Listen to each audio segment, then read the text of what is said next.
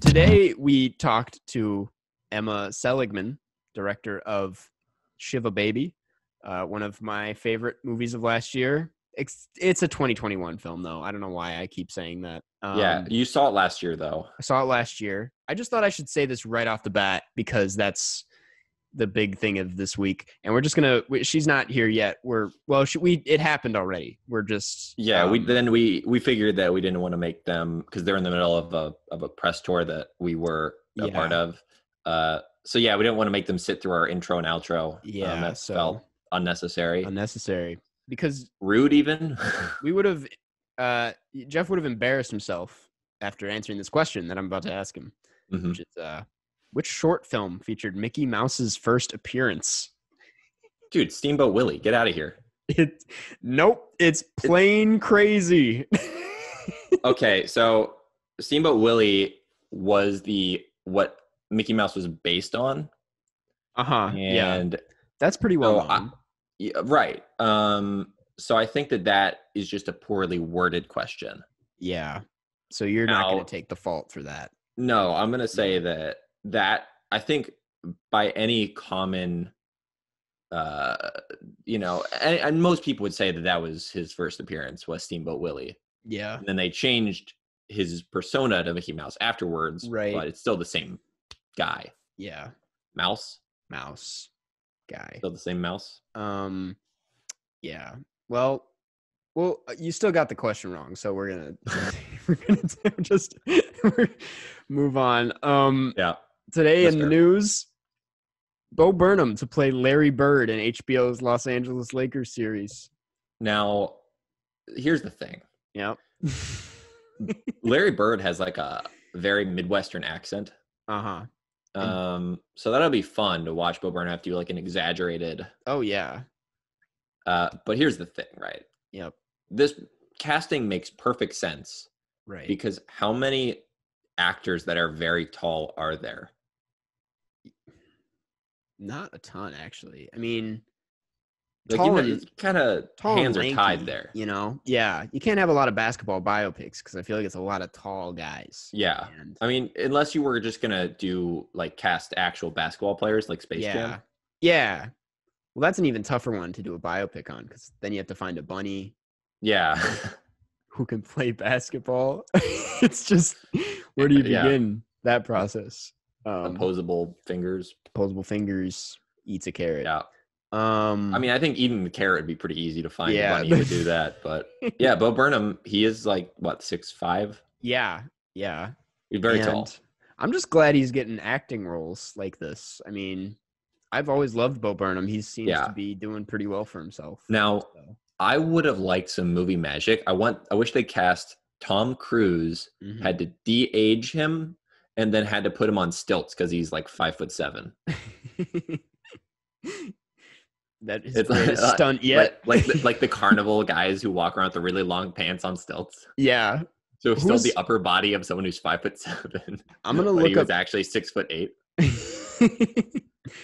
I'm gonna look up shortest male celebrities. Who do you think is like one of the shortest male celebrities? Kevin Hart.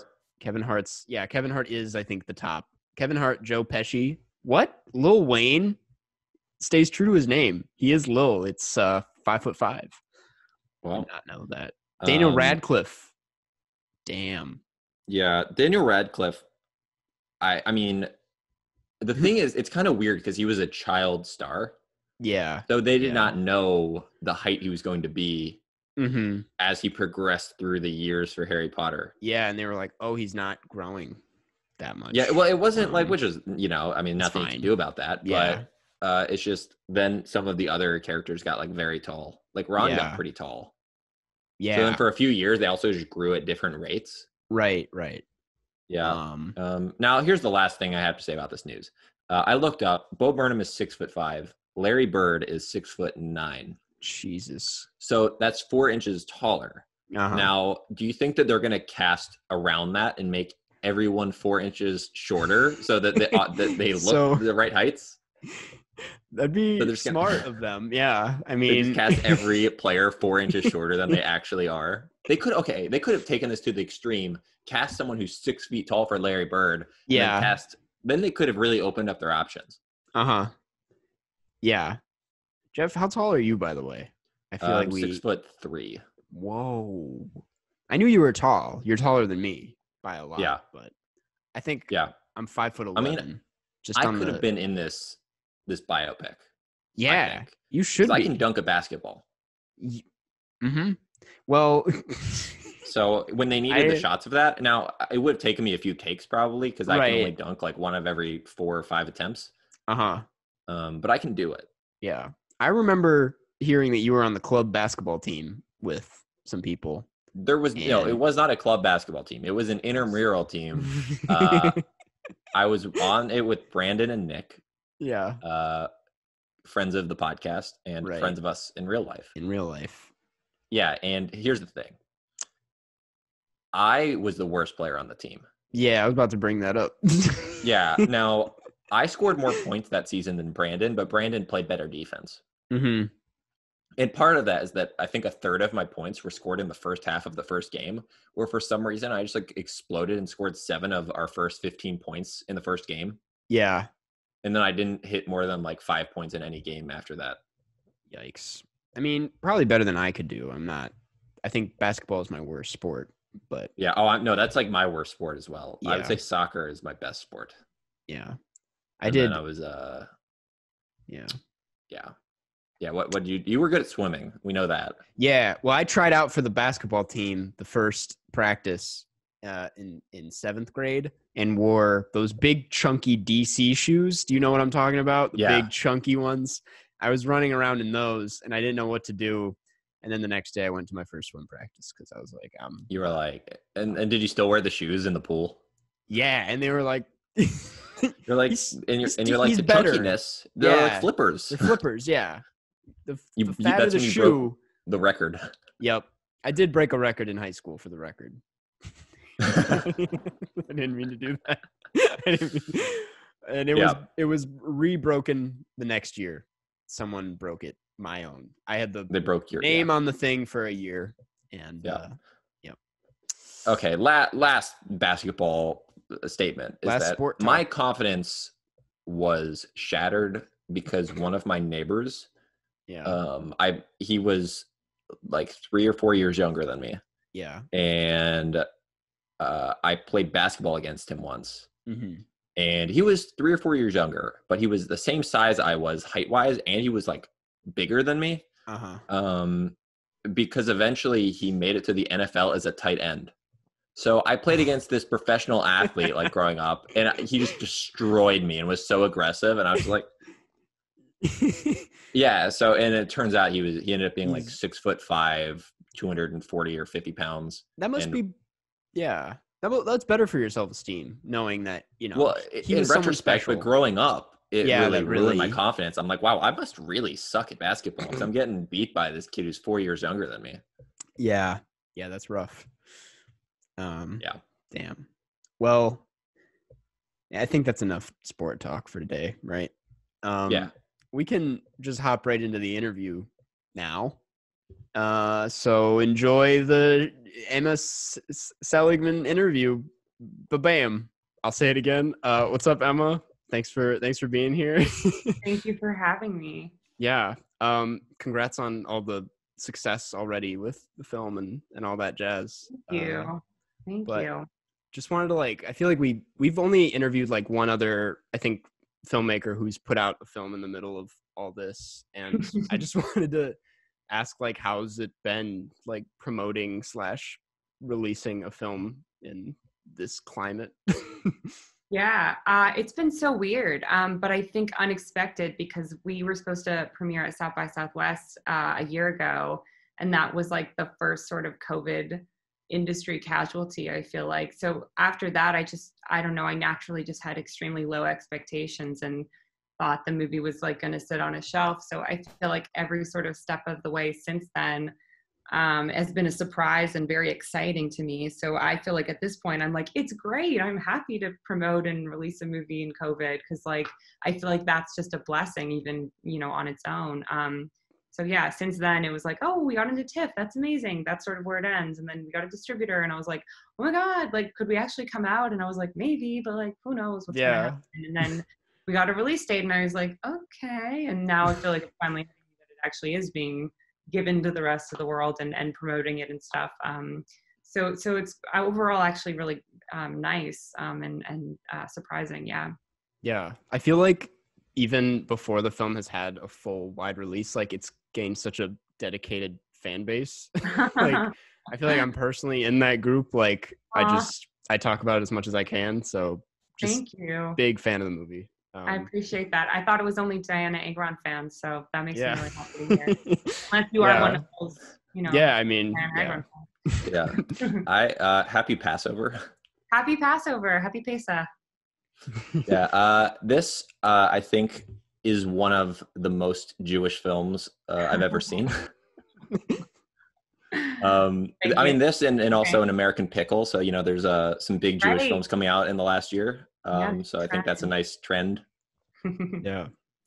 Jeff and I were talking earlier about the title. Cause we thought we knew what it was. Cause we thought like Sugar Daddy. Right. And then we're like, oh, but it's Shiva Baby. And I feel we didn't really know. I thought we were onto something.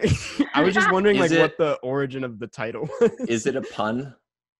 I guess. I mean, it took me a while to figure out the title when we'd made the short film this was based on, and I was like, we went through like 50 different titles, and then someone suggested Shiva Baby. She's a sugar baby within the movie, so it's like, right. She's a Shiva baby, but then also there's a baby, so at a Shiva. Right. So those are the. I always think of it though as Danielle, like she's a Shiva baby, and then once we had the baby on set, everyone's like, here's the star of the movie. And I was like, wait, what? I think we have different understandings. Like, which one is the pun? Which one's the second sort of double meaning? For me, the baby is second, but for some people, it's first. So yeah. Super well acted baby, by the way. I mean, he wasn't supposed to be crying, so I don't know, actually. I mean, God bless Edgar, that's his name, but I don't know if he has instincts. Yeah. He didn't read the script properly. He wasn't supposed to be crying. No, he was such a trooper. We just kept taking him away from his mom, and yeah, so nice. Yeah, he was a great baby. No, he looked great. Yeah, right. I wanted to ask. I feel like there's like 5 separate themes and stories within this movie, which is so cool, first of all, for how precise it is and how much you're able to squeeze in that runtime. And I was curious, I know the short film came before this, but like what was like the initial idea with the film? Like what did you start off with as a concept? Well, the concept I feel like was just like the bar joke that it is, you know what I mean? Like girl runs into sugar daddy at a Shiva. I was like, that's funny. And I know Shivas and I know sugar daddies. So, I know more sugar babies than sugar daddies, but I thought that was sort of just I think I just ran with it as a joke. I was like, it's going to be 6 minutes. Like it's awkward. She runs into him. He knows her parents. Like, that's crazy. And that sort of just ended there. I was like, oh, and then he's got a baby. Like, I just was like, this is so nuts for her. And then when I finished the short, I felt like I sort of understood what I'd sort of been putting into it subconsciously in terms of like the emotion of what the character is going through. And I think that just became about sort of like realizing that your sexual power, so to speak, quote unquote, is limited as a young woman when it feels like it's been the only power that you've been able to like hold on to. And then like you realize it's like fake and you're like, okay, great. What am I supposed to do now? So I think that was sort of the kernel of like what everything was layered upon for the feature. But I always knew I wanted Maya, Molly Gordon's character. I felt like I wanted her in the short, and then I was like, there's too much going on. There's a baby, there's a wife. No, I can't throw in an ex-girlfriend too in 6 minutes. But I think that Danielle's insecurity and sort of going from, having no self-worth to maybe understanding that she has no self-worth and she needs to build it herself, so to speak.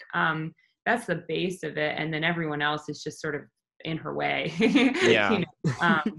So yeah, that's sort of that's how I just kept looking at it, and that's what Rachel and I sort of talked about. I feel like it was always about power and like gaining power and then losing it. It always has to do about sex and not selling herself, but like, you know, she gains a little power from Max and she uses that power on Maya, and she loses it with Maya, and she has to get it from Max, and she's chasing it in all these ways, and it's just you know, sending her on this downward spiral.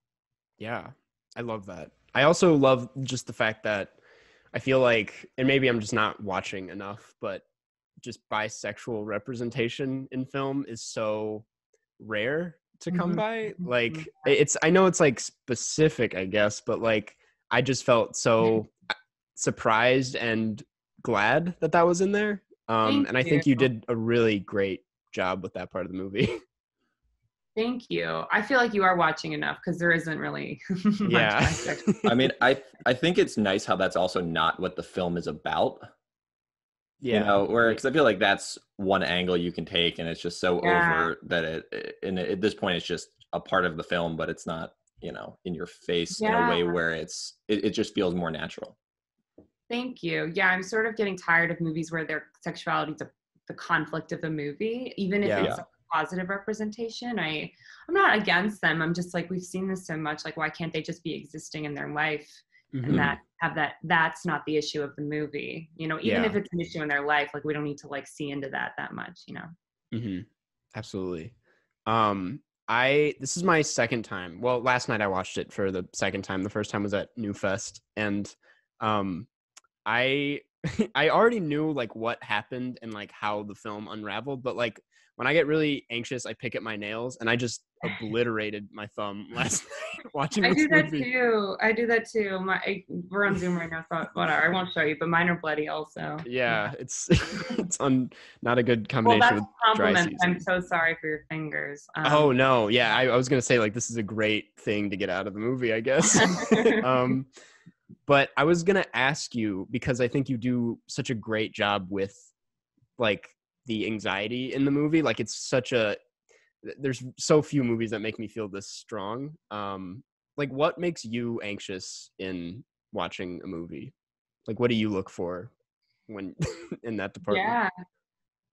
Well, I feel like what makes me anxious in real life is different, but like bad speeches, anyone like sort of talking longer than they should. I like, you know, I like in public, like people speak. I'm Canadian, so I'm like, just like, stop. You know, I think I think for this, I just, you know, I don't really watch a ton of horror movies, not because I'm against them. I just like it's never been like like people who love horror movies, like it's like almost like that's their life, which is great. But I just sort of, a good score makes me anxious. Like passive aggressive dialogue makes me anxious. Like dramatic irony when characters know something or you know something, but the other people don't know. Yeah, that makes me anxious. Like I think the movie I kept going back to at every stage of the process was Croatia. But then I also looked at other awkward family dynamic stuff, like Rachel getting married, which is deeply uncomfortable, and August Osage County, which is yeah, you'd think like what, but like there's some moments where you're like, oh, like you know, just cringing. So yeah, I think, and claustrophobic cinematography. I mean, I just didn't really. Yeah, I don't know. I wasn't like, how do I make this a horror movie? But I just started looking at Krisha, and then I was like, oh, okay, like he uses a lot of claustrophobic cinematography. I'm like, oh, and then I found out Cassavetes was an influence on him, and I was like, okay, I had already seen a couple of his movies, but I wanted to watch more, and then it just sort of went from one thing to another, and then I was like, oh, this kind of reminds me of Black Swan, and I watched Black Swan, and then in Black Swan, there's so many physical elements, and that's when I sort of took from that, like she's scratching at her hangnail. You're just talking about that. She pulls her hangnail back, or you know, the thing that grows out of her back that she keeps scratching at. So that sort of influenced the like physical details. Shiva. So yeah, just sort of one movie led me to another, and I was like, oh yeah, this is anxious. Yeah.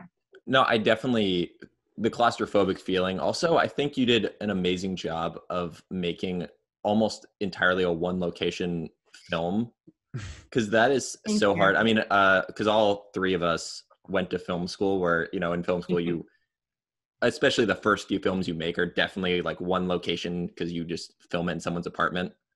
And it's really hard to make a 5-minute film just in one apartment, and you made a 77-minute film in one house, and it did not feel it didn't feel that it was in one location until you really thought about it, and you're like, wait a second, we didn't leave this house. But it was a perfect claustrophobic environment. Thank you. I appreciate that. I think a lot of that I have to hand off to my cinematographer who worked with me in trying to sort of differentiate each room and make sure that claustrophobia didn't feel repetitive, and also the actors, and just sort of shaking up their performances in different ways. But yeah, so I had a lot of help, and our editor just sucking the air out of the runtime, like just not allowing for any pauses and making sure all the dialogue was overlapping, even though naturally within the take it wasn't overlapping, stuff like that. So I definitely, everyone played their part for sure. Yeah, I was gonna ask about the house, because something I realized on the second watch is like so many of the gags or plot points are like the core of them is the room sometimes, especially in the end where it's like one character enters that one doorway only to reveal like the other. I don't want to spoil it for anyone who hasn't seen it, but there's another character in the other. And I'm just like, how much of that was written? Did you have like the house in mind pre-script, or was that like a post thing? I wrote it, and then I knew that whenever we found the house, it was going to end up having to shift based off of what the rooms looked like and felt like. And I had every scene written out, but I was like, I don't know if Danielle and her mom are going to be in the kitchen, if that's going to make sense. Maybe they're going to have to be, I don't know, like maybe she's going to have to come make her, instead of like, help her bring food to the table, maybe she's going to like bring her to another area to like do something else. So I can't remember what shifted slightly, but once we got into the house, I just sort of wrote it to fit what, felt right. And also, with, especially my DP's suggestions being like, oh, this room has a lot of natural light, it feels less claustrophobic, it feels more open, it feels lighter, the walls are white, there's less decorations, etc. Like, what should we put in that room? Because that's going to feel a little lighter than, the rest of the house. So yeah, I definitely adapted it to the house once we knew where we were shooting. Yeah, nice. It definitely would not have worked with an open floor plan. No, it wouldn't have. I feel so lucky we got the house that we did. Yeah.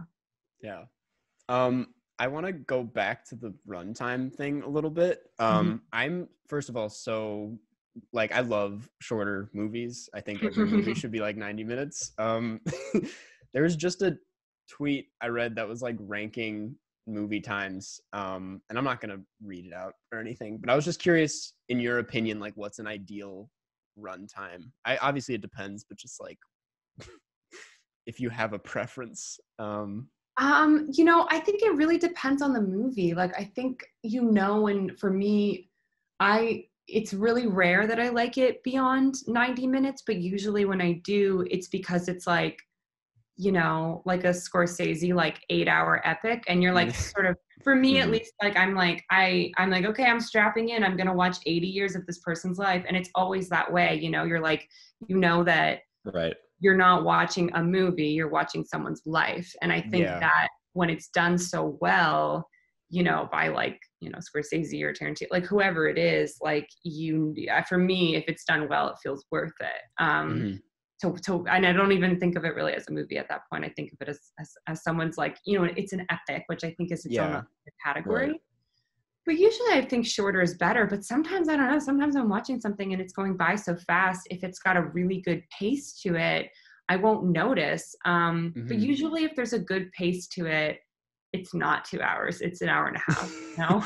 Yeah. I mean, I definitely agree that it varies film to film, because I think Benjamin Button being 77 minutes would not have worked. No, that wouldn't work. Yeah. It would have been de-aging like 5 years. Sort of like, we did that. We just thought this concept would work for like 15 years instead of a whole life. Yeah. I'm down for slow movies too. I like a good sort of like minimal dialogue. Clearly I did the opposite. I'm always like so impressed by films that like have no dialogue and like, like just maintain like one shot, one frame for like 8 years. And then I just go do the opposite because I don't know how to do that. But yeah, like now I'm trying to think like a movie like Shame, you know, or Hunger, like a Steve McQueen movie. I'm like, how long was that? Because that was to me like so slow but perfectly slow. And now I'm like, it could have either been an hour and a half or 2 hours. Like I'm not sure. I think you have to sort of nail that sweet spot of having a movie that's meant to be slow and delicate without it being boring, you know. Yeah. If your film was 2.5 hours, I think I would have passed out. Just from like, I can't imagine the anxiety building for that long. She would have passed out. She would have had to have passed out and been brought back to life before you would have been passed. It could have been a very interesting artistic choice where there's just a 45-minute black period of the film. And she's resuscitated. Yeah. You just have that like really corny, like eye-opening like shot. Yeah, gosh, everyone's looking over her. Yeah. I guess I could have done that, but you know, anytime that I felt like I'm going to have a panic attack, I'm like, it would just be easy if I fainted right now because then I wouldn't have to stay in this conversation, but I'm not going to fake fainting, you know, so at least I'm not there yet. We'll see. Yeah. We do have some questions that patrons sent in. Unless Jeff, you had something else you wanted to, you had any other? Well, I mean, I had a few other just like quick notes. The Astro van. That like, where did you get that van? So much of this movie's like, where'd you get that baby? Like that was us, like, a bunch of like, you know, all my producers are my age, and we were making this from the time we were 22 to, I guess it's now done and we're all 25, or 26. So it was always, does anyone know a baby? Does anyone have a van? Like that was sort of how the movie got made, was, does anyone, that was our friend Corey's van. My DP shares a camera with him. He's another DP, Corey Freeman Lott. That was his van, and it was on its last legs. It was, we didn't even know if we could get it to set. He was like, it might just break down taking it from my, you know, parking spot in Park Slope to Flatbush. Like you might not be able to get it there. And we did, but we had to move it a couple times throughout the shoot, you know, because it's like outside the house and then it's parked down the street. And each time my producer got in the car to move it, we were like holding on bated breath, like can't die. Cause it's I wanted an old van, and I guess we could have rented a van, but then it would have had to look exactly the same. It would have just been a shit show, and especially for continuity. I'm pretty sure the van died very shortly after the shoot. So I was like, someone's looking down on us. Like someone's grandma's up there, like blessing us. That's how we got the van. Yeah, wow. Because I remember seeing those like vans growing up, and I always used to remember thinking, what, like Astro is such a cool name for a car, and it's such a like lame van. Like they really should have used that name on like their coolest car. Yeah. I guess. Yeah, I don't know. My dad used to drive a van like that. He still drives a van as long as I've been alive. He's driven a minivan. He's driven a minivan that's been full of his like medical supply samples, so it's pretty but even more full, like people can't sit in it. You can only kind of sit in the front seat beside him. So that was where the inspiration was from. He has a Dodge Caravan now, but I didn't know anyone. We were just like, who's got a van? Anyone got a van? And that's what we got. And then my dad was like, I used to have a van like that, and I was like, of course you did. So he's like, I had the Astro van. Yeah, 92 or whatever it was. I don't know. Yeah. Wow. Good question. No one's asked that for me yet about the van. Yes. Cool. I guess we'll get into the patron ones just so we can get, there's only 3 of them, but this first one comes from Martina, and it reads, Shiva Baby has instantly become one of my favorite movies ever, and I'm so glad it exists. So thank you for making it. I was wondering, how was the process of going from the short to the feature? Did you already have the whole storyline planned out when you made the short, or was it developed later on? I guess that's kind of what I asked earlier now that I read it out loud, but I mean. No, yeah. I mean, you talked about the layers. Well, that's so nice, Martina. Thank you. No, it was a lot of trial and error. I think especially when it comes to tone, I sort of initially wrote it very slapstick, whereas she did end up, I'm not going to say doing what she wanted to do upstairs, you know, you know what I'm talking about.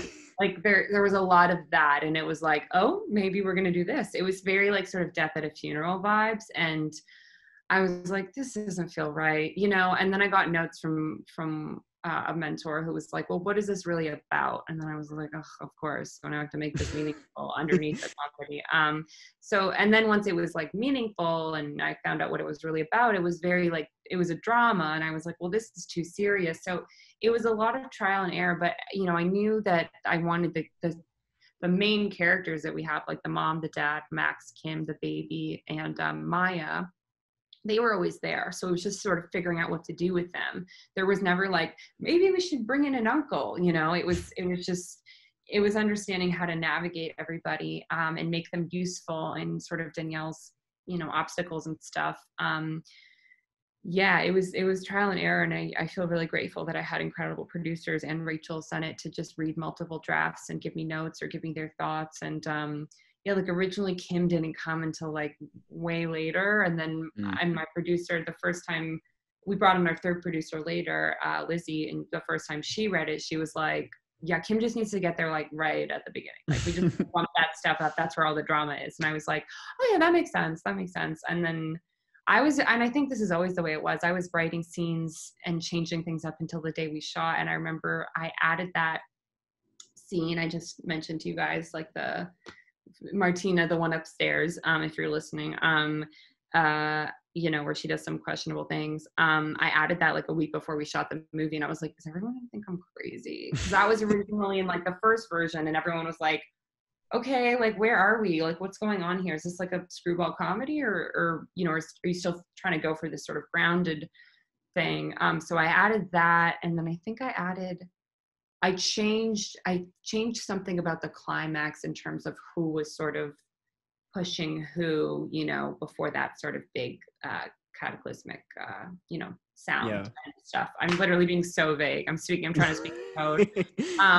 But yeah, the mechanisms of that interaction used to be different as sort of who was initiating or doing what. So so I was changing things up until the end. I think that's just sort of the way it always is. I didn't know that, but now that I've talked to more people, they're like, oh yeah, of course, you know. Yeah.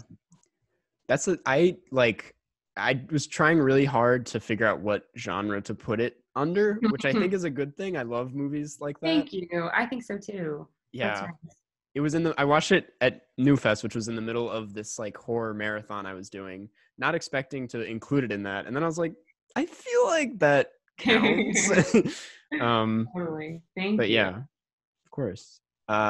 This next one comes from user Tom Likes Beans, and it is, has your life changed in any significant way after making the movie? Yeah, because I didn't have a life when I was making it. So now I'm slowly gaining it back. Tim Likes Beans. Tom Likes Beans? Tim Likes Beans. Tom Likes Beans, yeah. Tom Likes Beans, okay. Tim does not like beans. Tim hates beans. Yeah. No, my life is it did change because I think slowly my life changed because I didn't have one, especially after with Pose. That's sort of when I returned to like, okay, and you like babysitting, whatever, how are we going to get this into festivals? And after you shoot a film, I think no one talks about this, but you have a total come down. Like it's such an adrenaline rush when you're shooting, and then everyone leaves and you go into a small dark room to edit the film. Yeah. And it also, for us, it was the fall, so it was just getting colder. So, you know, it's not like emotionally sustainable. So yeah, no, my life did change. You know, yeah. I have it back. So.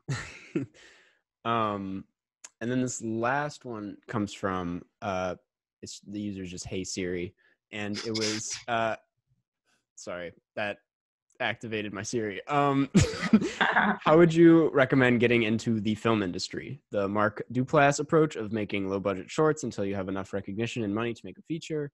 The Lance Oppenheim approach of getting into a great college and using your connections there. Another approach, a mix of the two. That's the question. Yeah. Yeah. Okay. Thank you. Hey Siri. That didn't activate mine. I was like, when you say Alexa, do you have an Alexa? I don't have one. Anyway, literally whatever, like you just try everything. I think that there isn't one way that works for everybody, but anything and everything helps. If you go to a film school and have connections and are making good shorts, like nothing can hurt you. You know, there isn't one way over another. I feel like like if you go to film school, you know, the connections in my mind are more, and I don't know if this is what Hey Siri means, but the connections are with your friends and who you're going to bring onto set and like build your career with. You know, if people want to be DPs or producers or, you know, are down to, you know, do other roles until they can make their films or until they're ready to make their films. That's what you get at a film school, which is awesome. If you don't have film school to do that, you can not easily, it's harder, but you can meet those people. They're just, you just usually, they're younger and you need to like go toward the film school communities. And I'm sure, especially in New York or LA, wherever, like, especially in New York, it's not too hard to find those people who are just young and hungry. Making shorts and having success off them, like, it's not foolproof, but having something to show for is so important, especially if it's a proof of concept. But even still, if it's not, and even if it hasn't gotten into festivals, just being like, this is my work as a director, like, you know, when you're casting even, or you're showing it to financiers, like, even if those financiers are your family members or whatever it is, like, it all helps showcase that you've done it before and you can do it on a bigger level. And I think that when you do make shorts, I haven't really watched too much of the Duplass brothers shorts, so I don't know if this is going to be correct in sort of their approach, but I think that you know, when I was in film school, I feel like for the thesis, everyone was trying to do something like huge and like a period piece or like a big sci-fi thing or whatever, because they wanted to like go big or go home for their last project. And sometimes that stuff worked, but I think that the more ambitious you can be in story and in character is a better showcase of your ability to tell stories with limited circumstances or limited like size and scope. So I'm not saying like I did it the best because I chose one day, but like it helps you out, I think, because then you know, it's obviously important to challenge yourself, but I don't know if I could have done a million locations. Once we got to the sugar daddy apartment on the last day, I was like, wait, where am I? Like, I got so used to the house. And I don't know if I would have been able to handle much more than that. So yeah, all of it helps. And when it comes to getting into the film industry, quote unquote, like, I don't think that exists. If you're trying to be a filmmaker, if you want to be in development, like being an assistant and working your way up like a company or, you know, an agent's assistant, like those have more traditional roots. If you're trying to like get into the film industry and make your own films as a director or as a writer director, you have to carve that out for yourself, unless you have the lucky situation of having a production company be like, oh my God, you're so talented. You've made all these great shorts. We need to make your first feature, which that does happen. You know, unless that's the case, you just have to figure out either getting grants or bringing on financiers. I'm not sure if I said this already because I'm like, oh, I feel like I don't know what I'm talking about anymore. I'm just one continuous blob of talking about how to finance movies. But we made this movie from all these people who'd never invested in film before. We tried making it through production companies that we'd interned for, and they all said no.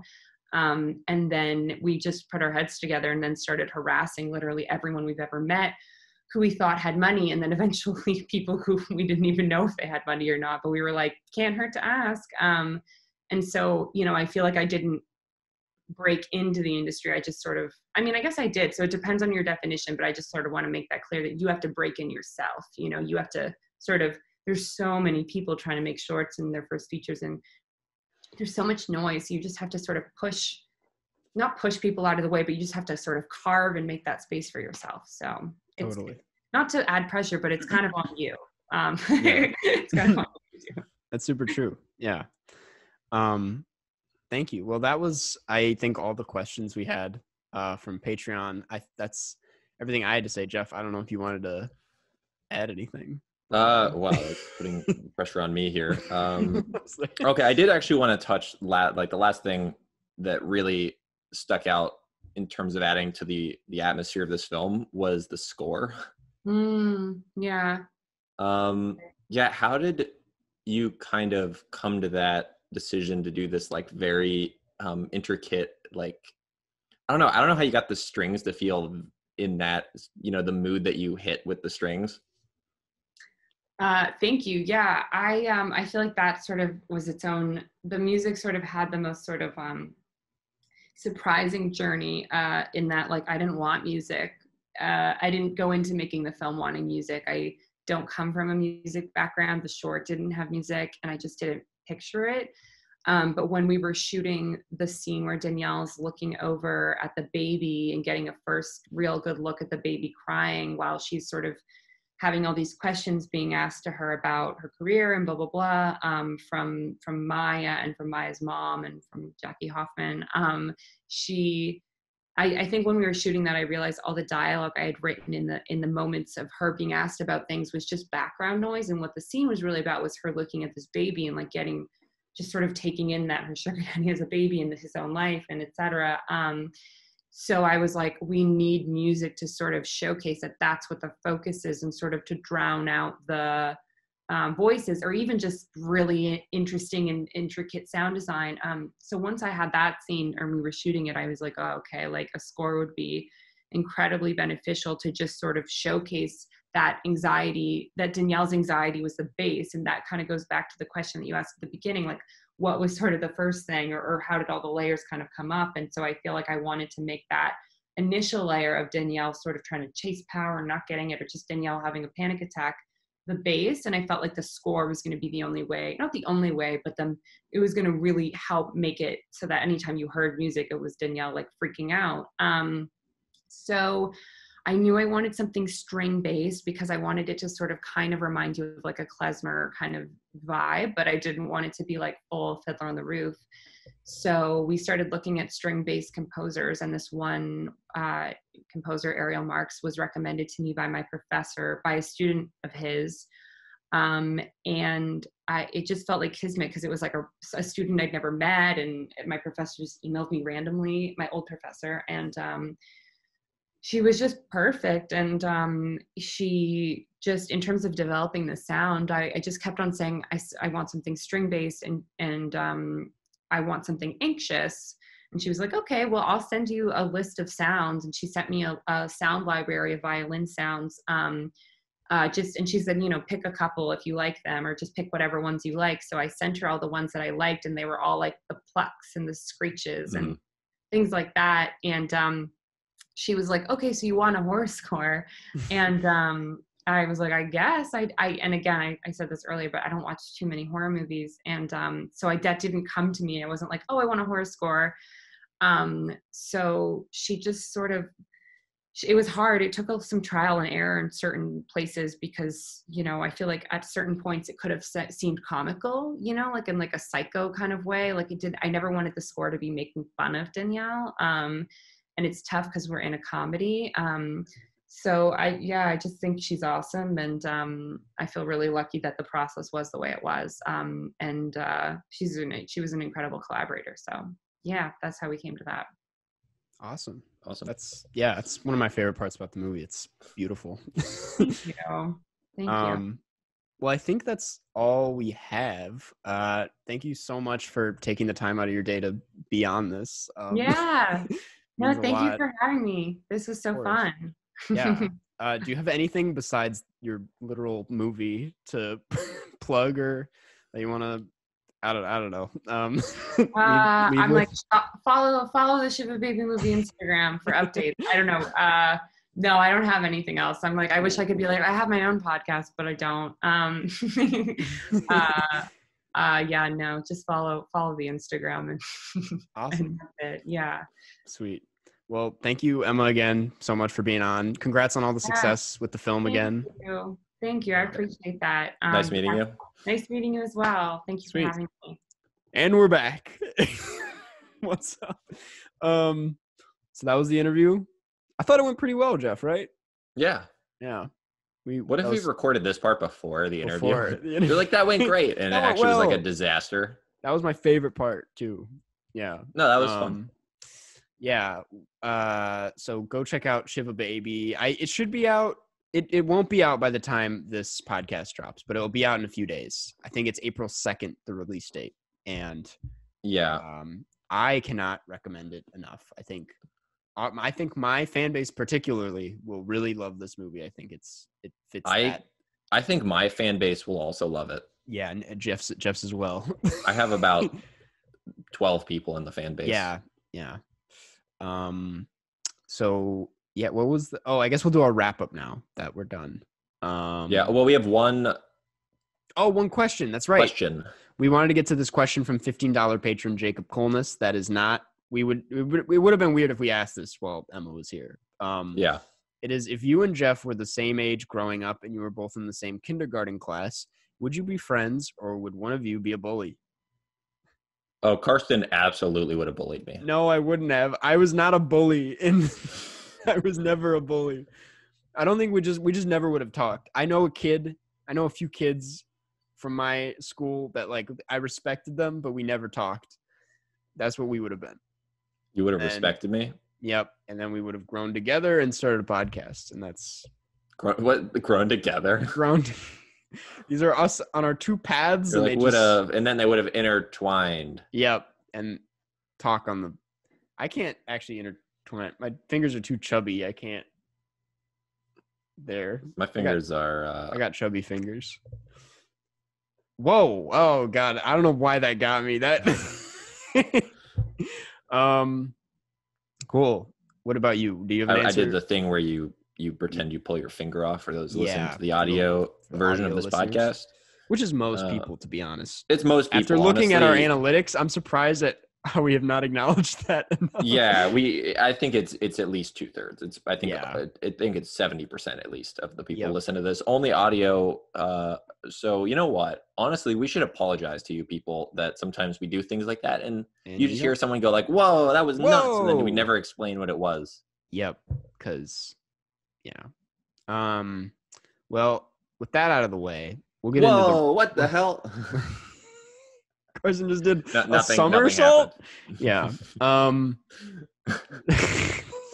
bit. Well, next movie for next week, we're talking about Another Round. It's a movie out of Denmark starring Matt Mikkelsen. It's actually about drawing circles. Yeah, Another Round. I think the title in Denmark is just Druk, which I think is just drunk in Denmark. Danish is I like that language a lot. Well, the thing is that Danish and Swedish are supposed to be two of the easiest languages to learn because a lot of it native English speaker, because the sounds are similar. Yep, Druk. Right, like French is very difficult, and German as well if you're an English speaker, because we just don't have a lot of the sounds they have. Yeah, we haven't unlocked them yet. We haven't unlocked those. We gotta train our tongues. Yeah.